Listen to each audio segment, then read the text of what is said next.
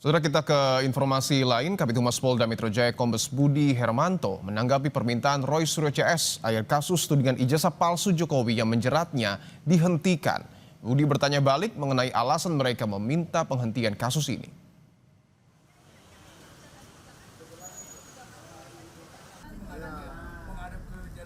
Ia pun meminta agar Roy Suryo CS mempelajari ketentuan dan aturan perundang-undangan yang berlaku tentang penghentian sebuah kasus, termasuk jika Roy Suryo dan Tifauzia Tiasuma atau Dr. Tifa ingin mengajukan restoratif justice.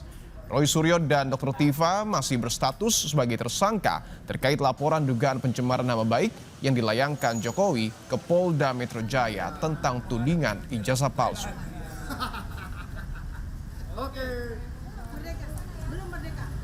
Saya tanya kembali, alasannya untuk dihentikan kenapa? Saya tanya balik, ya kan? Iya. Saya tanya balik, apa alasannya untuk dihentikan? Baca tentang aturan perundang-undangan yang ada. Kalau ingin RJ, baca ketentuan yang sudah dilakukan Pak Rismon seperti apa, yang dilakukan dulu Pak Egy Sujana. Sebenarnya bisa mempelajari hal-hal itu. Kalau minta untuk dihentikan, kembali lagi saya menjawab pertanyaan itu, kembalikan lagi ke orang yang minta untuk itu dihentikan. Sebelumnya, saudara, tersangka dugaan fitnah ijazah Jokowi Roy Suryo mendesak kepolisian untuk segera menerbitkan surat penghentian penyidikan atau SP3 terkait kasus fitnah dan pencemaran nama baik mengenai dugaan ijazah palsu Joko Widodo. Roy menilai penanganan hukum terhadap dirinya dan 4 tersangka lainnya terkesan sangat berbelit-belit. Ia menganggap polisi telah melanggar prosedur administratif karena melewati batas waktu pengembalian berkas perkara. Tadinya ada seorang dokter, respon hasil bukan Polda Metro Jaya yang sudah nggak perform. Artinya apa? Harusnya dikembalikan sebelum itu 14 hari, 14 hari tambah dari tanggal 26 Januari.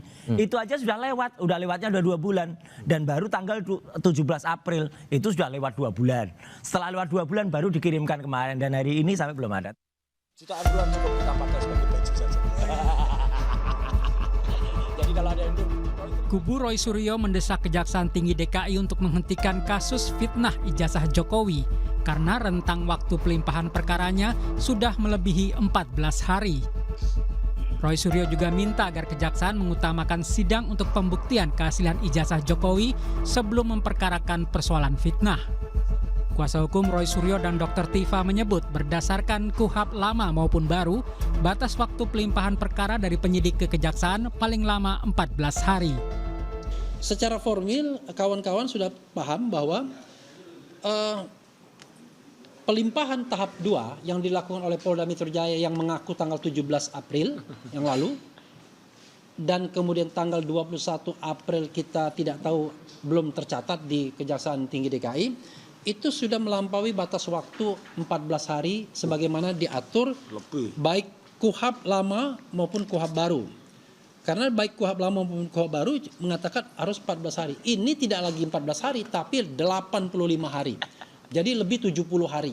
Jadi kami menganggap ya prosesnya itu sudah batal dan seharusnya kasus ini dihentikan.